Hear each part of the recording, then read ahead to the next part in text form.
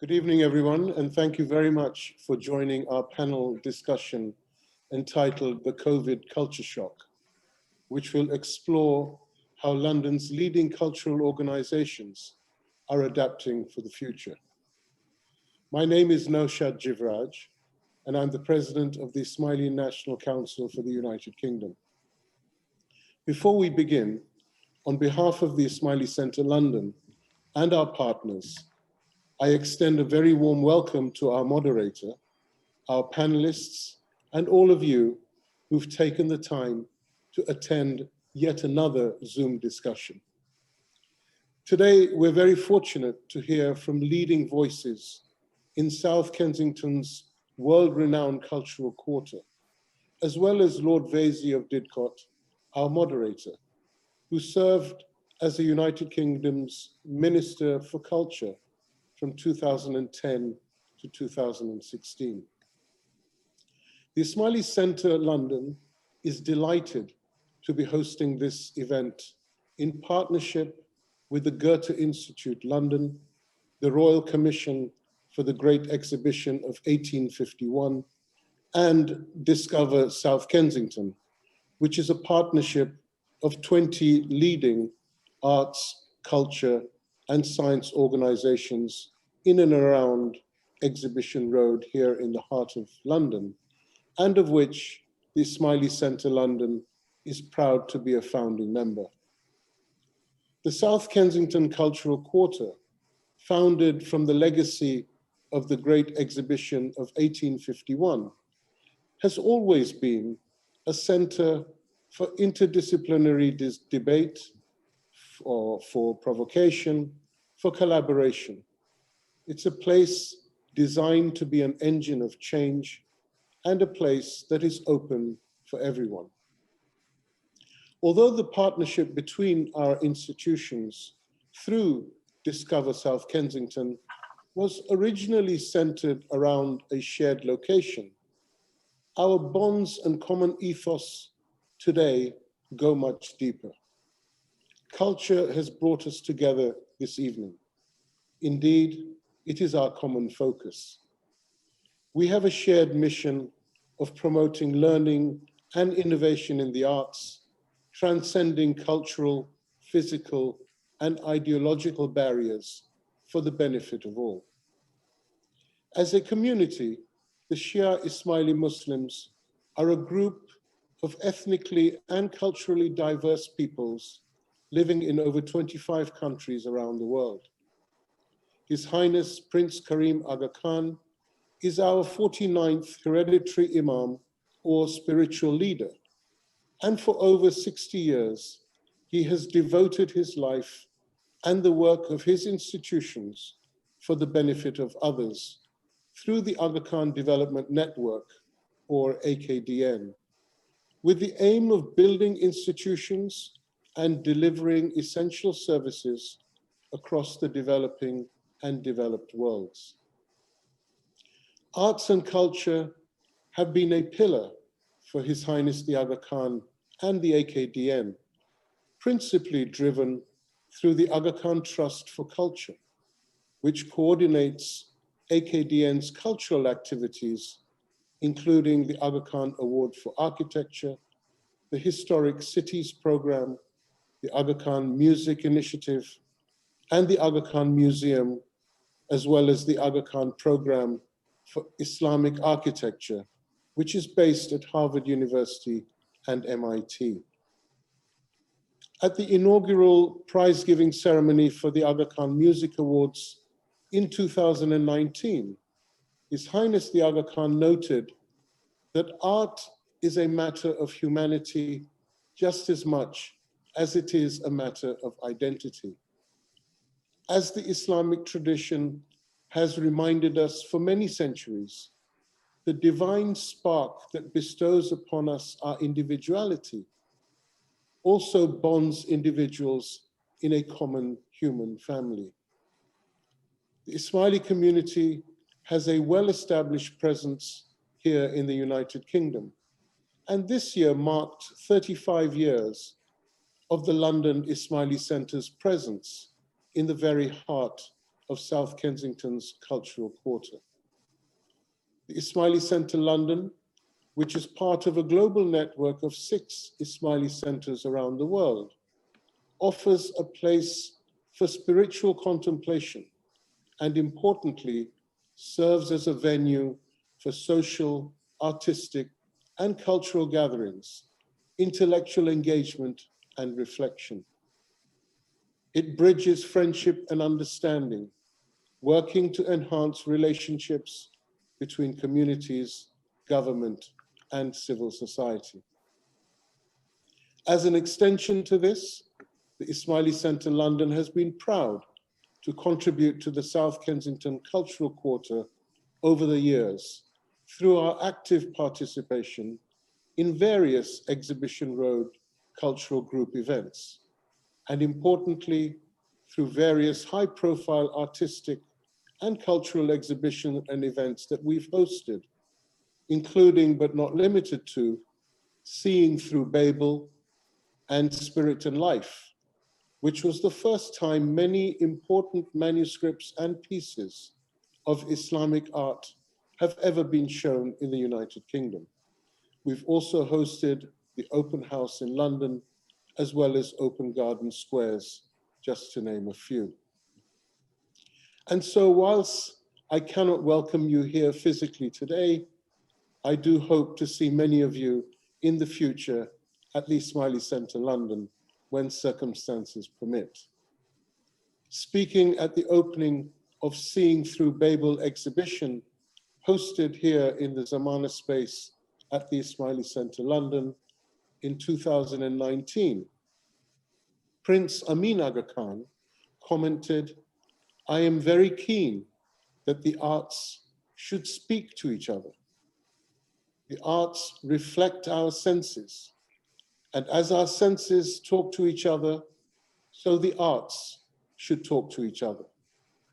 It is, in my view, a mistake to show one art totally independent of the other arts. So as often as possible, I like to see a dialogue between the arts."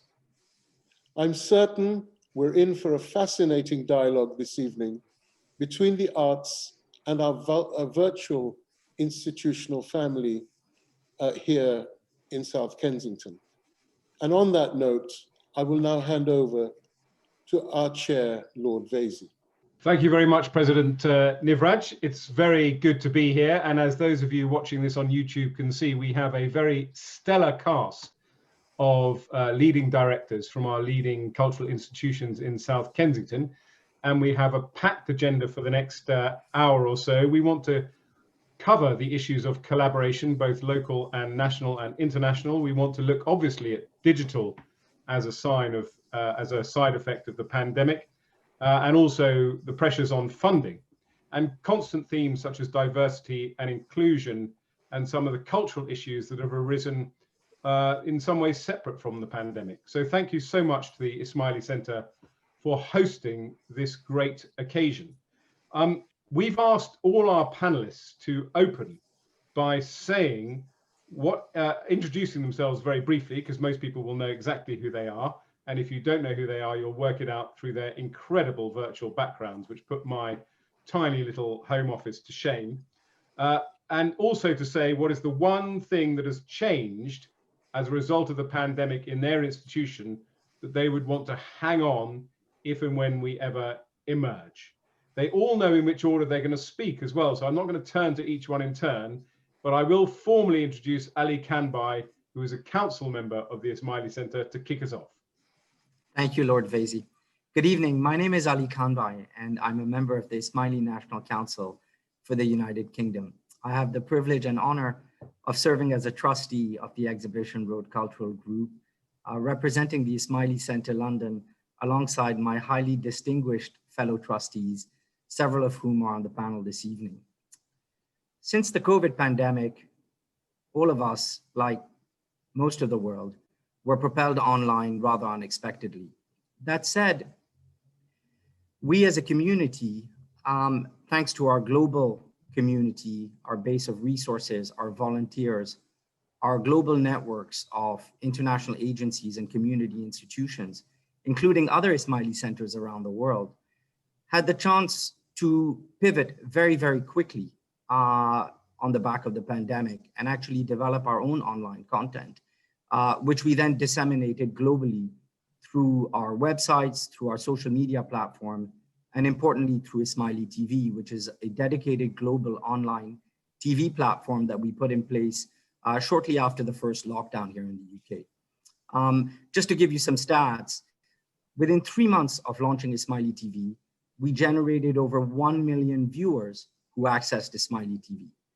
Typically, our events at the Ismaili Centre, which were hosting about 250 to 400 people, say, per event, now reach, on average, anywhere from 2,000 to 10,000 viewers per event, which is absolutely staggering. So even as a single node of a multi-pronged global network, our reach has increased exponentially.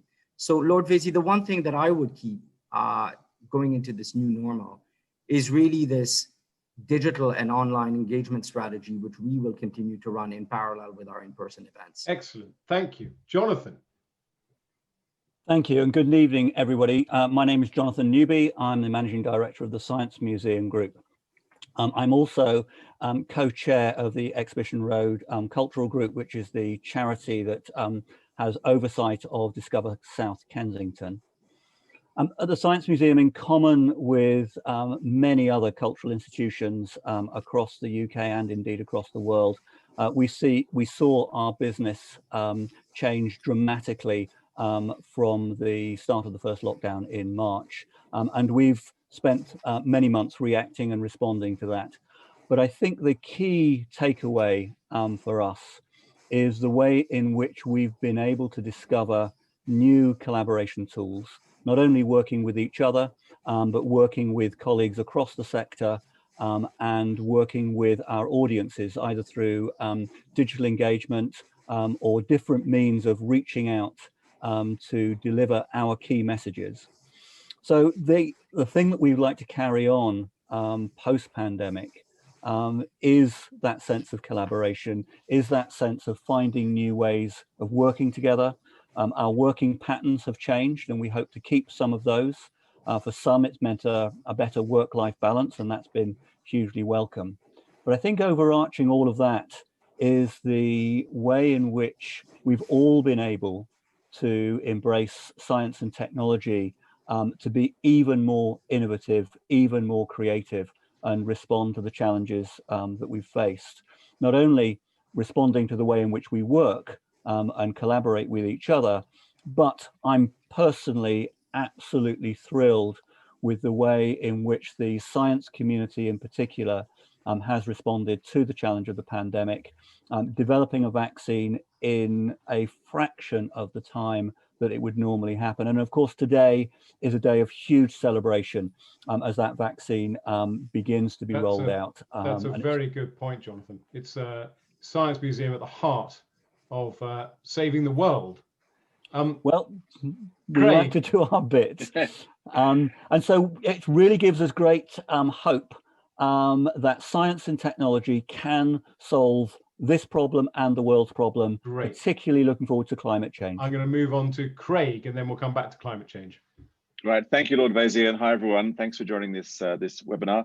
So I'm also the other co-chair of the Exhibition Road Cultural Group, and I'm the chief executive of the Royal Albert Hall behind me, although it's not behind me, I'm in my bedroom actually, it's virtual. I think my brief takeout from all of this would be, it's along the lines of collaboration, but it's a professional collaboration. I found that our sector has come together like never before to share war stories and to share theories and plans and remobilization plans, and we've been incredibly transparent. So the Royal Albert Hall sits between the commercial sector of West End and live music and the subsidized sector of the Royal Opera House, the National Theatre, and yet we've all shared our intelligence through this whole period, and I hope that will remain afterwards. If we can keep that transparency and honesty and collaboration of ideas professionally, we'll be in a great position. I love your optimism, Craig. Bettina, I think you only you started at the Serpentine relatively shortly before the pandemic. I did. I'm Bettina Korek. I'm the chief executive of the Serpentine, and I arrived in March. So my first real act was closing. But as you can see from my background, we're in the middle of Hyde Park and we're free. And while many of our visitors wandered in before the pandemic, and we hope spontaneous visitorship will return in our kind of new normal, we want to hold on to some of the mentalities that brought us closer to audiences. And one example is our online free ticketing system, which creates value from the mutual intentionality of providing and attending an experience. So this reciprocal commitment has opened doors to cultivating more sustained relationships with new audiences. Fantastic, thank you, Bettina. Claire, you're under a very frightening dinosaur. Actually, it's a blue whale. It's Hope the blue whale. Yeah, who's actually not just about to crash down on my head. I too are sitting in the bedroom. But yeah, so I'm Claire Mattison, Executive Director at the Natural History Museum. A real pleasure to be here. So I'm going to give a very specific example of something that we will continue, something that we learned a lot from. So we have a big project called the Urban Nature Project, where our intention is to create a sort of UK-wide urban nature movement to protect and enhance the biodiversity in urban spaces.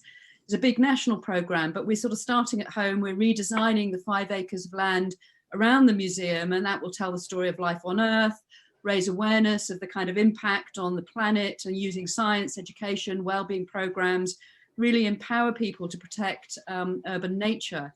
We were just about ready to go to planning permission when lockdown happened, and we'd had various on-site plans and models that we were going to kind of show people, visitors, as they came in. So we took a deep breath and we decided we would do it all online. So we really went full out. We put everything online. We did a lot of social media.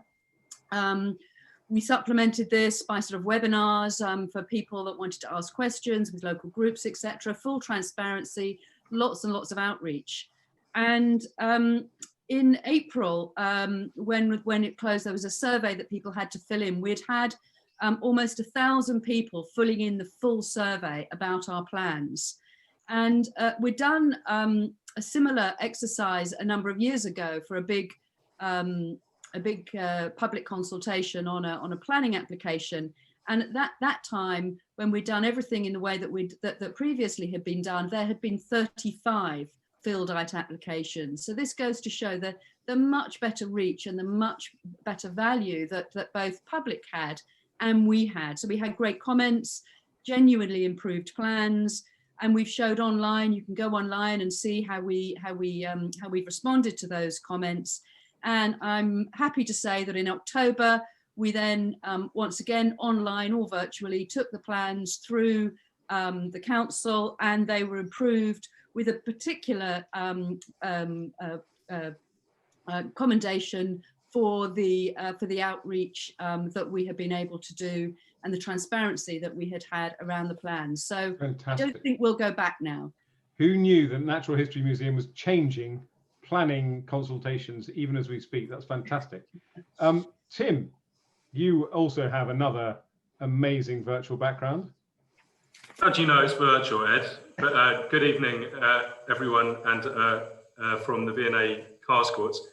I mean, one of the things that I want to take forward into the post-pandemic world is this sort of greater appreciation for the local and for what's around us. I think kind of best demonstrated within the V&A by our Pandemic Objects blog series, which really tells very personal stories, often of the quite mundane, ordinary and underappreciated objects that kind of surround our lives, but that we pay very little attention to in the normal course of events, and culminating in this really wonderful, joyful display that we've just opened called All Will Be Well, which is a display of children's artwork that we collected during lockdown 2, and that shows the appreciation I think everyone around the country felt and feel for our kind of key workers. So I think that kind of emphasis on really what's there right in front of us, what's hiding in plain sight, is something that I'd love to see the V&A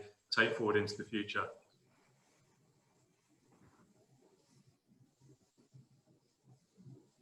You're on mute, Ed.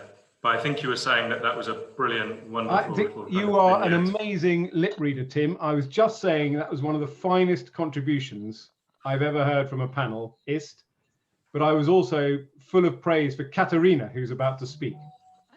Thank you very much. Yes, I'm Katharina von Ruckteschell. I'm the director of the Goethe Institut London, and I'm very happy to be in this panel and in this group. As all the others said, the digital world actually captured us this year. We had to jump to this world. And I think the chance that gave us to actually build new rooms in this digital world and to not only to collaborate, but to include people we couldn't normally include, to make the Goethe Institut as the German cultural center. We have in 90 countries, we have institutes, like 180 institutes. So we have a huge international network, and it was really the first time we really made youth out of this and try to create a whole program, an own program in this digital realm.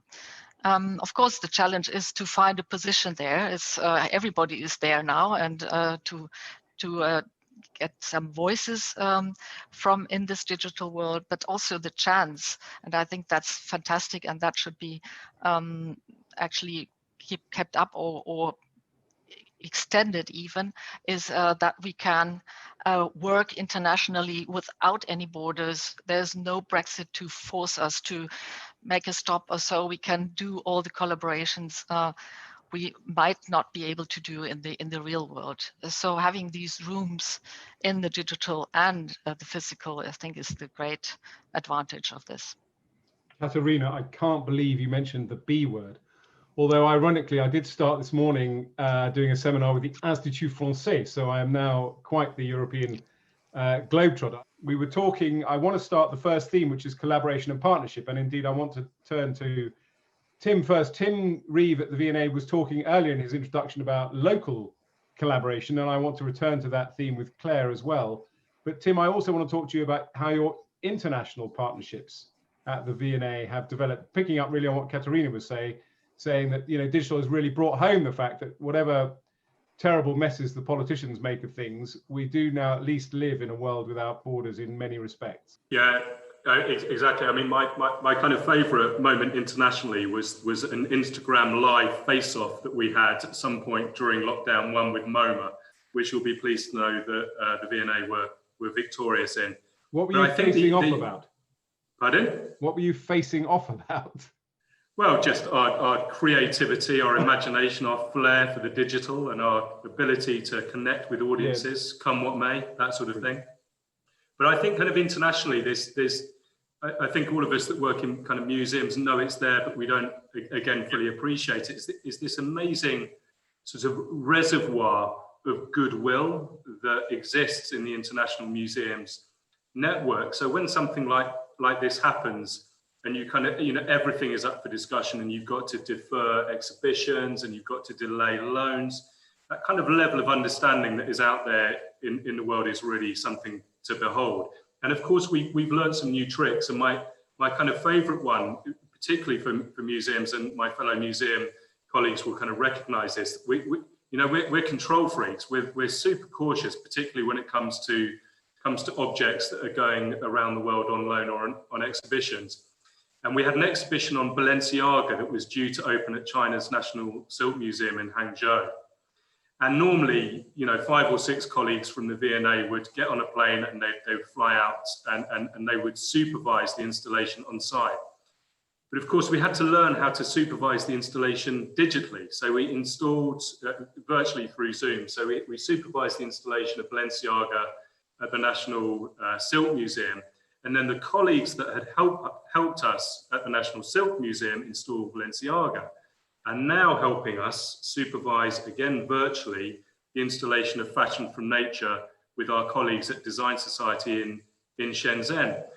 So all of a sudden, just out of absolute kind of necessity, we've just learned a completely new way of doing things. We've stumbled across a new kind of partnership. We've revealed kind of talent and expertise that maybe we thought was kind of just special to the V&A, that's there very close at hand in southern China. So, you know, the museums network internationally is really an extraordinary thing. It can be very, you know, healthily competitive sometimes, but actually in a crisis, you realize that these partnerships and these innovations are kind of there to be revealed. Do you have kind of museum WhatsApp groups as well?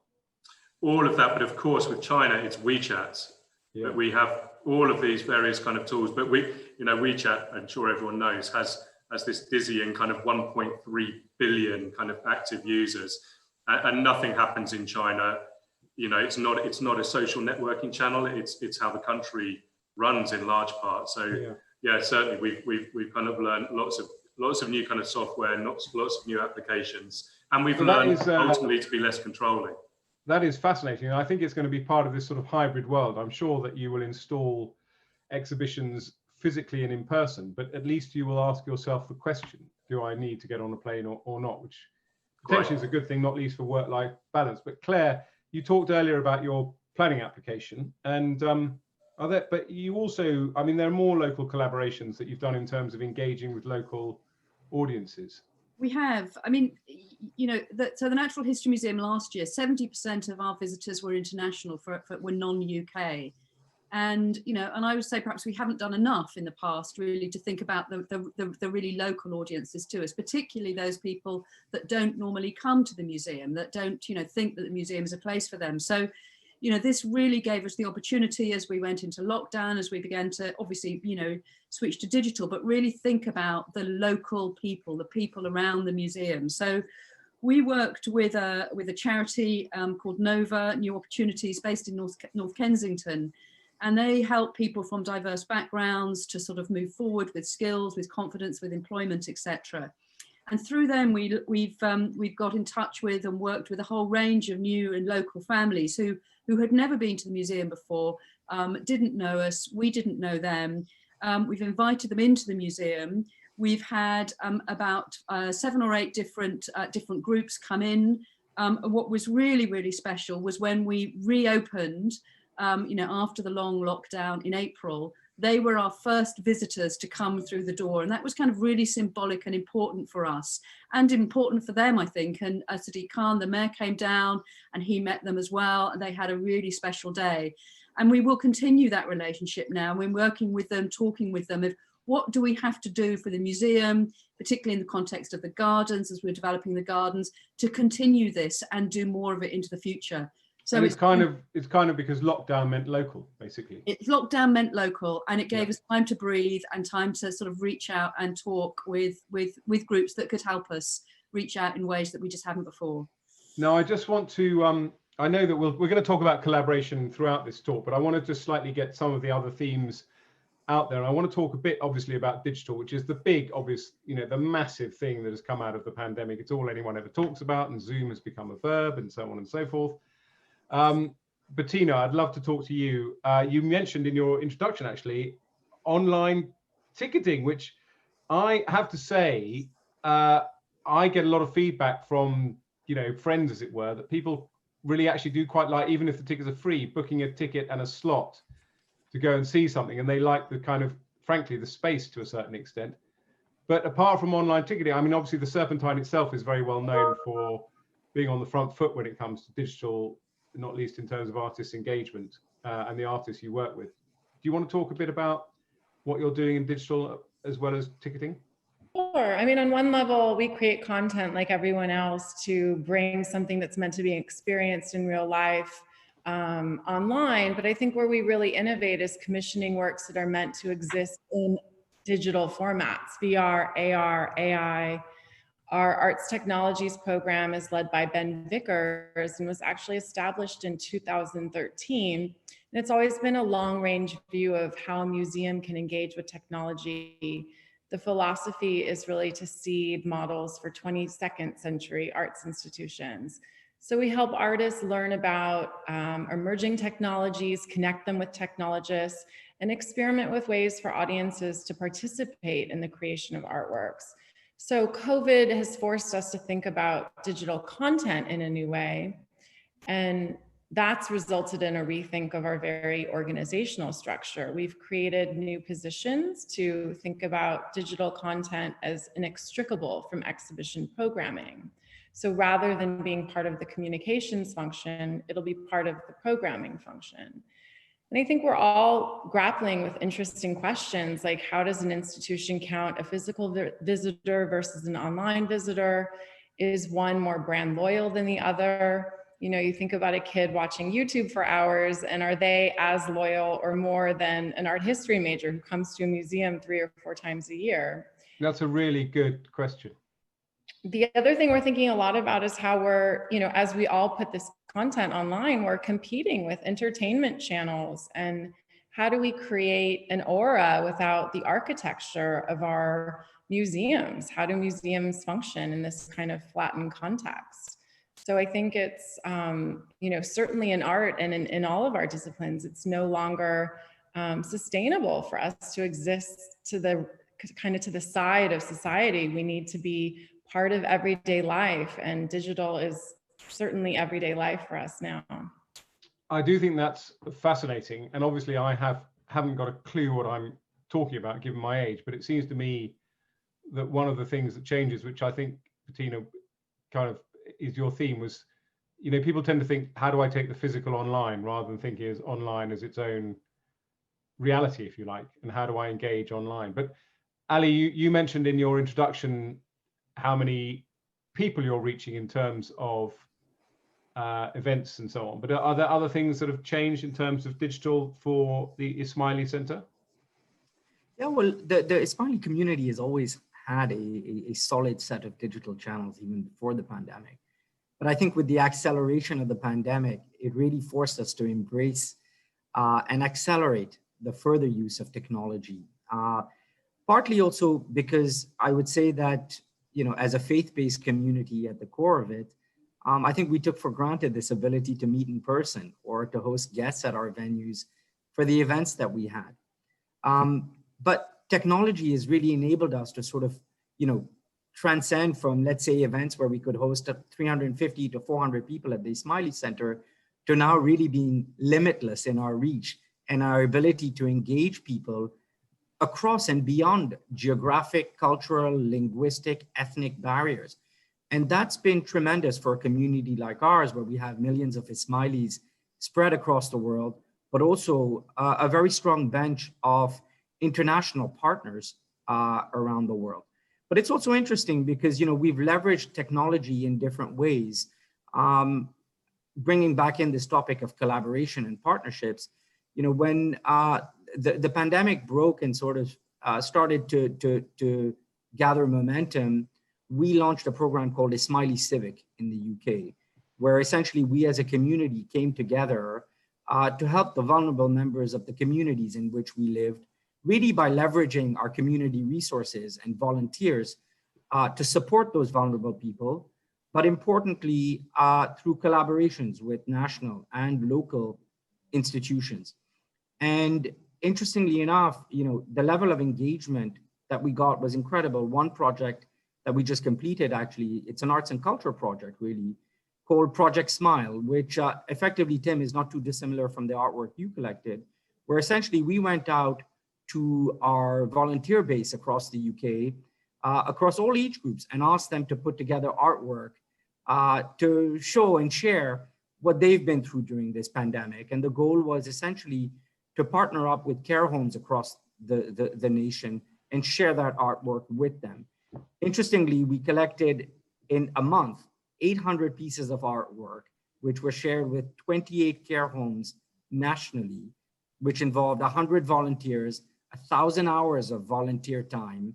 And that was just incredible. And our goal now is actually to use this technology that we've developed to create a virtual exhibition to now broadcast this art and disseminate this art globally. And sort of bringing in this notion of technology, collaboration, partnerships has been truly incredible and been a wonderful opportunity for us to, you know, raise the bar in terms of the work we're doing. That's brilliant, Ali. And in fact, I teased him a bit about his Instagram face-off, but I do feel quite strongly that even those kind of routine social media things, I think, you know, museums have upped their game in terms of just making their passionate supporters kind of feel engaged in amusing ways. But Craig, I want to actually ask you, because I think you're the only sort of performing arts venue on this panel. You've had an absolute nightmare. I think it's the 150th anniversary next year. Is it? Have I made that up? Yeah, it's coming up. March next year we start. How on earth have you engaged with audiences when you can't put anything on? I know that a friend of mine, Vicky Yellen, who used to be a ballerina, wants to ask about ballet and dance as well, but maybe you can cover music, ballet, dance.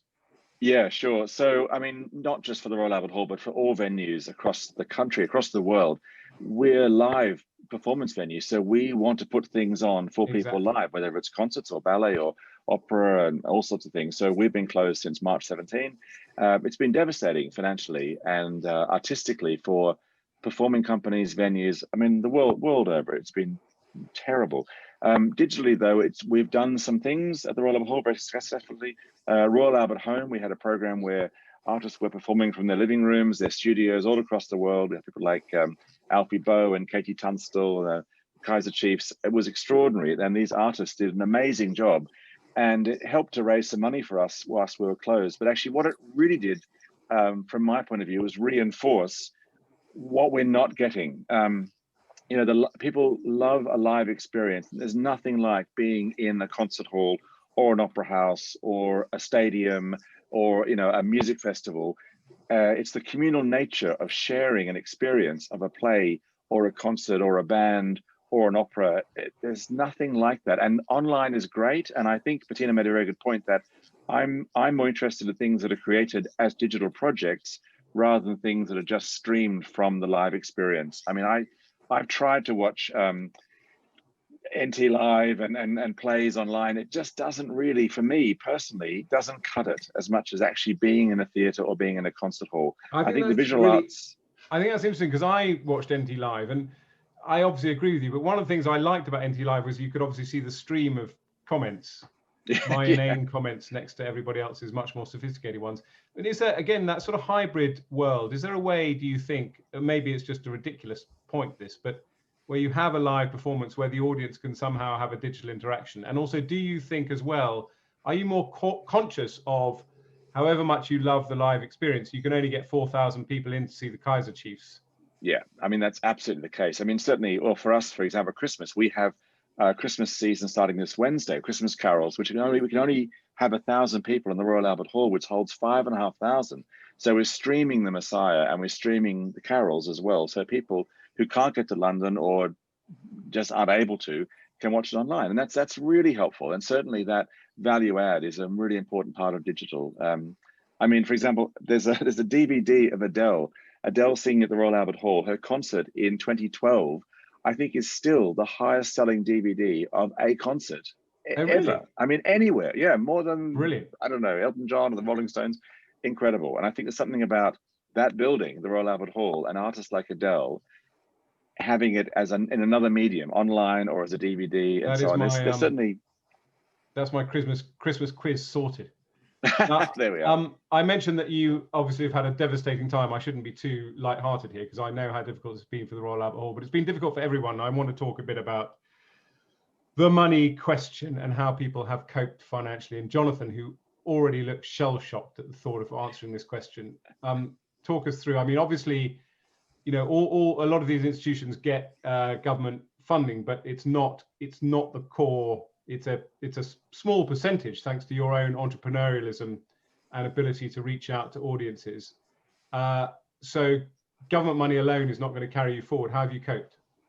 Yeah, so our business model, together with many nationally funded museums, is that hybrid of self-generated income and government income. It's typically around 50-50. So we get 50% of our income as a grant from government, and then the balancing 50% we generate ourselves. What happened, and of course others are in a much worse situation, we do at least have that government support, which we're hugely grateful for. But what happened in March is that self-generated income, of course, dropped to virtually zero. No visitors meant no catering income, no retail income. Our corporate events business, which we built up over many years, where people use our venue for hosting trade shows or seminars or product launches, again, dropped to zero, and our fundraising dropped effectively to zero. So it was extremely challenging, and we've lost this year tens of millions of pounds in common with most other cultural institutes. Now, we are lucky. We do have government support, as I've said, and the furlough scheme was enormously helpful, as was additional grant from government. And so we're extremely grateful and not complacent. But we have nonetheless had to have a significant cost-cutting exercise, which is still ongoing.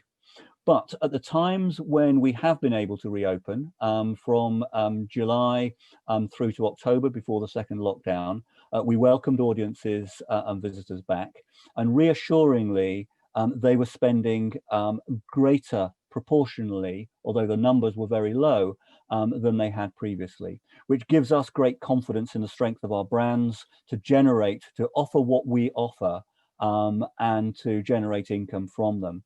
We've also looking at hybrid ways of delivering corporate events, which is really exciting, looking at, again, digital technology, obviously, and seeing if we can build new markets there. As well as innovative ways in fundraising. So the fundraising team didn't stop working right through lockdown, even though it was very, very difficult. And they have managed to secure some good levels of sponsorship during the last few months, which is encouraging. But importantly, e-commerce. We've talked about digital all evening, and we'll continue to do so, I'm sure. But e-commerce has seen a great boost over the last several months, as people again looking to strong brands like ours to engage with and to actively support. So we know that our visitors are actively wanting to support us rather than go to those unnamed large multinational online services that you might otherwise go to. You can come to museum stores online, which has been fantastic. But I should just say that obviously the Natural History Museum is now run by Amazon, having just hired, I think rather interestingly, Doug, who's a friend of mine, I hasten to add, who was the country manager for the UK. It is interesting. I mean, I wanted to bring Katerina in a minute, but I just want to dwell quickly, because I think to a certain extent it links with collaboration. Jonathan, when you talked about e-commerce, for example, I mean, this is a slightly, perhaps a brutal question or perhaps a helpful question. Anyone can answer, by the way, because I've been very, very commandeering of this enormous talent in front of me, and I shouldn't be. But I mean, in terms of, sharing ticketing services, or indeed sharing an online e-commerce platform and other things, have your thoughts turned to that, saying, look, we've just got to work together on, I could say, the boring stuff, the back office, to make things more effective, or indeed the front office in terms of marketing? Yeah, we're doing a lot more collaboration. Yeah, Jonathan, I'm going to bring others into that. Okay, of course. I'm going to see whether Claire, for example, who's now at the Amazon History Museum. No, that was very unfair. Yeah, I shouldn't make jokes when we're being watched by hundreds of people on YouTube. I should just say Doug is the new head of the Natural History Museum, and he did come from Amazon, but he's a brilliant man with, I think, a PhD or something. Anyway, he's a Cambridge PhD math, so yeah, he knows quite a bit. And I think what's going to be great about Doug, of course, is this extraordinary digital experience that he's got, and sort of bringing that in, not only to thinking about our operations, as we've been talking about, but also to think about, how do we speed up and do a much better job on digitizing the collection so we can get that out into the world and people can use that, and how do we personalize that digital experience so actually you can find what you want, you can have what you want, rather than just having to sort of look at everything and not really know what's out there. So I think for us, we're really excited. Doug only started a week ago, so we're all getting to know each other, but it's incredibly exciting to have somebody that comes in with such a different sort of understanding and background and perspective on the world. It's not going to stop us being a museum. He's got huge experience, worked in museums for 20 years. He was the chairman of the Science Museum, in fact. So, understands the museum sector, but brings in this kind of very, very different way of looking at things. And we have, across the museums, there is cooperation already. We all share, we jointly work across all sorts of services, whether it's for contractual services, sort of for cleaning and maintenance, etc. But I think this new digital world does open up those questions. Is we can go further? Can we go further on some of these things? So yeah, a lot to learn from. Katerina, I've kept you waiting. I'm sorry about that, but I obviously want to start with a very unhelpful joke, which is that my entire life as culture minister, I had all the people, not the people on this call, but people with similar jobs telling me how well-funded German cultural institutions are. But I imagine you have not been immune. No, absolutely not. I mean, the crisis actually affected everybody, and although the German government did quite a lot to support the arts and culture, and especially also the institutions that are traditionally funded by the government, by the public hand, but of course all the others also working and living from the creative industries in this field, they were all affected. And we were quite lucky, the Goethe Institut, that the government actually covered our losses we had through the coronavirus. So we were able to more or less operate in the same way. But it took quite a lot of activities and lobbying also to get funding for artists who are like couldn't perform anymore and couldn't live from their arts anymore and so on. So there was something happening, and maybe also a little better than because in Germany we have the tradition that the public is actually helping the arts, is funded by the government. So it might have been a little better, but all in all, the arts and culture had to struggle in this year. Katerina, I want to keep you on, as it were, in terms of asking you questions, because I want to move on. I'm sorry I couldn't bring everyone in on the funding piece, because everyone will have their own story to tell. And I know, for example, the Serpentine receives very little government money. Just want to make that point. And I think the Royal Albert Hall received none. So I just want to move on though, and we can return to subjects in the Q&A. But on diversity and inclusion, I mean, clearly the Black Lives Matter movement came out this year, as it were, in terms of its prominence. And for the British, at least, we've been involved in a slightly bizarre culture war going on, which is a sort of side effect to a certain extent of the Black Lives Matter movement, but it's not one I particularly, it's not particularly edifying, if I can put it that way, if I can let my own personal opinions stray. I think it's perfectly right, just as an aside, for our cultural institutions to investigate British history and provide a perspective on it in terms of the artifacts that they own. But it has also brought up to the forefront the whole issue of objects in British museums which have emerged, came into collections in the 18th and 19th century. But anyway, Katerina, staying with you at the moment, how's the Goethe Institute responded in terms of these cultural issues that have raised their heads appropriately, I think, during the pandemic? Well, it was. I think it's one good result of this pandemic that through the digitization, but also through the fact that movements like the Black Lives Matters, but also questions around histories, especially histories in Europe, could actually travel or, be extensified through the channels of the social media, but also the activities we did in actually the whole world. The chance was that we could include voices that you normally not automatically include. You could include voices from all over the world. They didn't have to travel here to be heard. They didn't have to spend a lot of money to participate. So in a way, I think these questions, these very crucial questions about racism, diversity, equality, etc., could be addressed much more from a multi-perspective, and we could actually learn from this. And what I really find amazing, that this is a kind of way to democratize actually the way of participation on these issues. But on the other hand, I must say the bad part of it is seeing that even in this digital world where we have all these possibilities, the digital divide, the inequality, etc., is actually showing as well.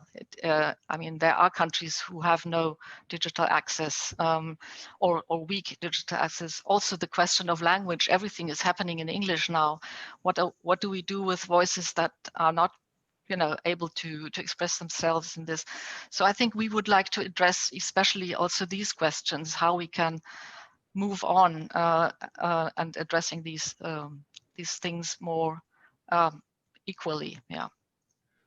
Thanks for that. Tim Reeve, I just want to ask you actually, obviously you are in an institution that's been around for almost 200 years, and there may be parts of your collection that are controversial, although it would be easier for me to hold you to task if you were the British Museum, because they seem to be mainly in the firing line.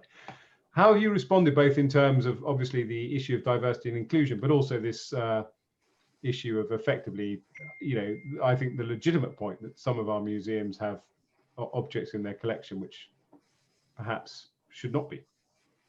Well, I mean, I think it's a topic that we've been keen to address for some months, and I don't know whether Ed, you came to our display of Magdala treasures, but this was a relatively small display that we put on, showing some objects from the V&A collection that were without question looted during the siege of Magdala, and we, through our excellent provenance curator and other curators in the museum, we're very keen to tell that story, to open that story up, and to begin a dialogue with the Ethiopian embassy. But what COVID has done, completely inadvertently and in a way completely in an unconnected way, has kind of catalyzed a number of hugely important debates and creates space in a news cycle that was completely dominated by COVID, where there was nothing else really competing for attention, has created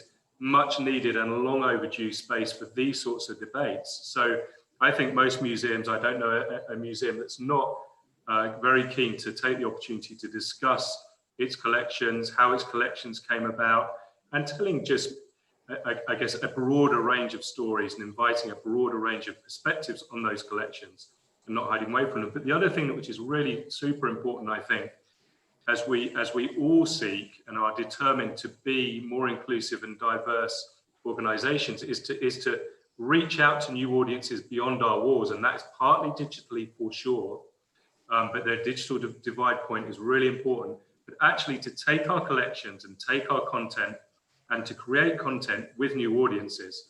And it's one of the projects actually that you started, Ed, when you were culture minister, which is about the opening up of the collections that are not on display to new audiences through projects like V&A East, which is our version of that in East London.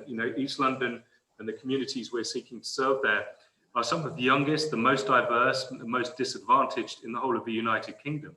So taking projects and collections to these new audiences and really inviting them to co-create and co-design these new institutions, I think is as important as the work we're undertaking and others are, to be more inclusive, to have a more diverse workforce, a more diverse board, and so on. Yeah, I just want to, I'm going to move on to climate change in a minute, but I just want to ask Bettina if, just for the last word on diversity and inclusion, only because, you've just come from LA. You do culture, I mean, I shouldn't be facetious about a very important subject, but the US does culture wars on steroids compared to the UK. How have you found the different climate in terms of how we debate these issues in the UK and how they were debated in the US? From a cultural perspective, from your kind of professional as opposed to a citizen. It seems to be a relatively less comfortable conversation, has been my experience thus far. I had the honor of being involved with the LA County Art Commission's Cultural Equity and Inclusion Initiatives, which was an incredible experience in seeing how a government body addresses the inclusivity of their funding. From the Serpentine's perspective, we're really going through an internal process of listening to the opinions and experiences of our staff, building capacity around the use of inclusive behaviors. We've established a diverse and inclusive collective of team members who meet weekly. And I touched upon our efforts to bring content and exhibitions together. And this will accelerate with the arrival of Yasumi Amulu, who is going to join us in a newly created position, which is specifically aimed at building new and more sustainable ways of engaging audiences and centering civic engagement. So I think we have an incredible opportunity in London to work together, both in terms of the pipeline development, reaching out to new audiences, so many subjects that have been touched upon already. I was fascinated, I'm sorry to dwell on this, but when you said less comfortable, you meant less comfortable in the UK. Is that because of British Reserve, or is it just, we're just I think a few years behind the US in kind of finding the language to address these issues? Maybe. I think it's British Reserve. I think it's also that there's such different histories in both places. And that's true, actually, that's a good point. Sorry, I want to talk about climate change, Jonathan, Claire and Ali. I want to first of all ask Jonathan and Claire. I want to, sorry, that's a clunky gear change there, wasn't it? But I'm conscious of the time. But I partly wanted to ask Jonathan and Claire in a slightly mischievous way, bringing the theme of collaboration as well, because to a certain extent, the Science Museum and the Natural History Museum really will be front and center in 2021 when the UK hosts COP26.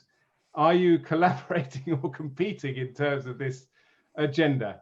Claire, do you want to kick off with how the NHM is approaching it, and Jonathan next? Well, to respond to where you thought it might be we haven't spoken to each other, we are actually actively collaborating, not only together but also with Q. So the three organisations, we're working actively together. We're putting joint propositions together about COP because we believe, as a museum which is about the science, the natural history, and then the botany, from UK wide, we have to be working together. So absolutely collaborating. But look, for us, this is actually one of the biggest issues. We launched a new strategy in January, announced a planetary emergency, not just a climate emergency, actually, because it goes beyond climate. If we only focus on climate, we can get to the end of this and still have kind of lost the majority of our biodiversity and ruined our ecosystems. And let's face it, the pandemic actually is a direct result of, human destruction of ecosystems. So for us, this has just intensified our actions. Just that last week, we launched our own action plan of what we're doing to put our own house in order, a big plan across all of our activities, and it's hard when you're in these big, old, listed buildings that, leak heat, that, obviously hugely energy intensive, but, we're committing to net zero carbon by 2035. So doing everything that we can by then, changing our energy sources, and then, whatever is left, how do we then get to net zero? We've done a huge increase in our online content, if people can see. This week, we're putting out an exhibition, Fantastic Beasts and the Wonder of Nature. Now, you may say, what's that got to do with climate? Yes, that's a film exhibition, Claire. You're really getting out of your rail here. No, the whole point of the exhibition is that we can get audiences in. We can show how, the wonder of the natural world is as magical as that, the magical. Okay, actually, I'm going to bring Jonathan in to compete with you, Claire. No, I have to tell you why it matters, and that is because that the end of the exhibition is all about extinction of our species, yes. And they are at risk, and what can we do to protect them? And so it's a great way of getting new audiences to just actually think about that topic. The fundamental problem with this panel, which I will dwell on at the very end, is that we've got people of such immense stature, but also incredible passion about their institutions. So, Jonathan, so much more to say. Well, I'm afraid I'm only going to agree with Claire entirely on the collaboration. We are working very, very closely together. This isn't an area for individual endeavor. This is an area for absolute collective endeavor.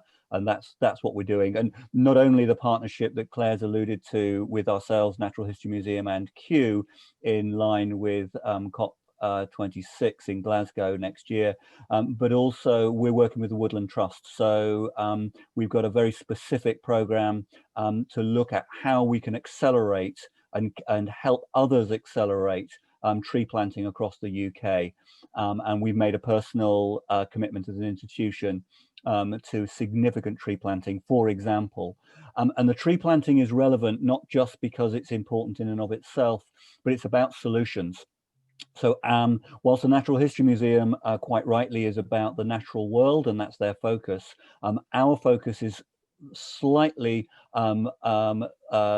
tangential to that, which is around technology and technological solutions and how science can help deliver us from the deep perils of climate change. So as an example, we'll be launching an exhibition around carbon capture, one of the most important technological developments that is massively underway and behind the scenes. People aren't aware of it. So we're going to bring that right to the fore, how technology around carbon capture is not just pie in the sky, is really all about how we can use science and technology innovatively to help solve some of these problems. So throughout the pandemic, climate science and our response has not gone away. It has been right up there, and we've continued to work and will continue to work tirelessly.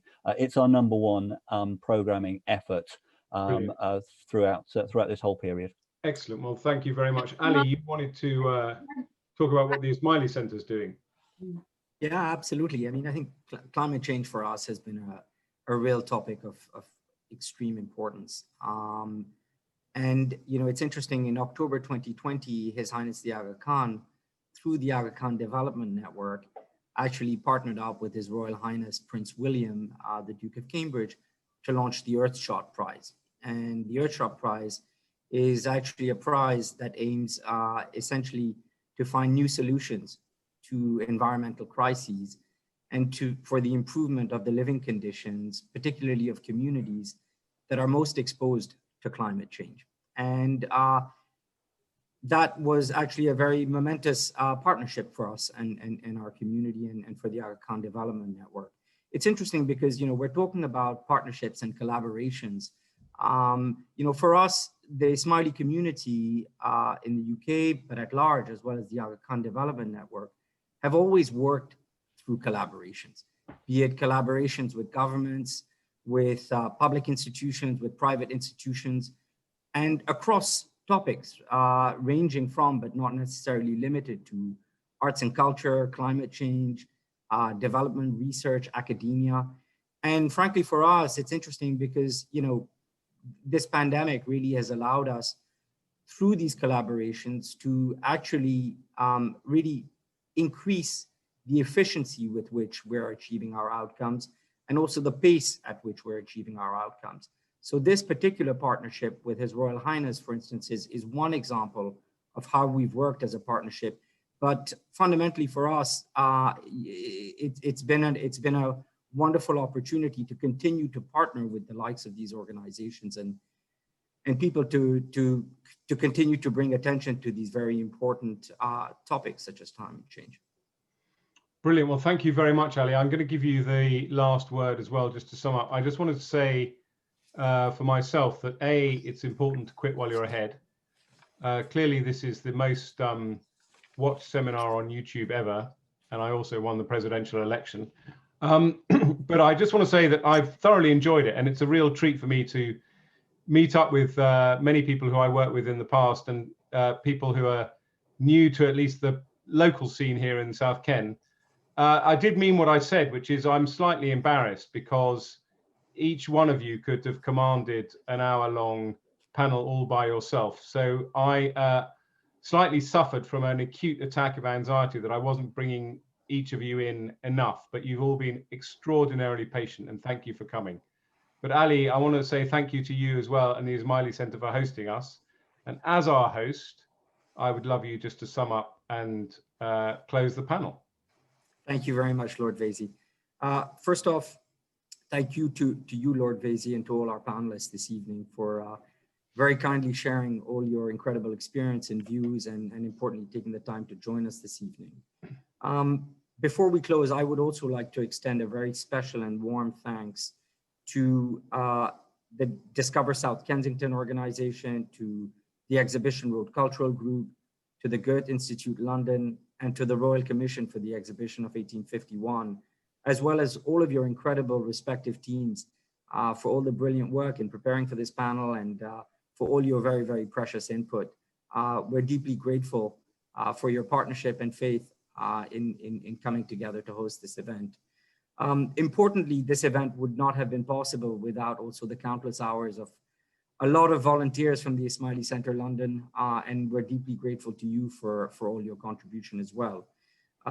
Importantly, also a very special thanks to all of our viewers who've joined us for this event, wherever you're joining us from around the world.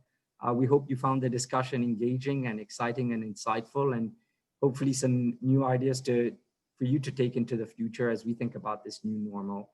And finally, just a reminder to all of you that this event and panel will be rebroadcast on Ismaili TV on the 16th of December. And let me just make sure I get the times right: at 8 a.m., 2 p.m., 7 p.m., and at 12 a.m. And you can find the link, which is as follows: the.ismaili/TV. Again, the.ismaili/TV. So with that, thank you all for joining us this evening, and wish all of you a wonderful rest of the day or evening, wherever you're joining us from. Thank you so much. I should have said we could keep going for hours because everyone is clearly locked in their museums. But thank you very much, everyone. And thank you, Ali. Thank you all. Have a good evening.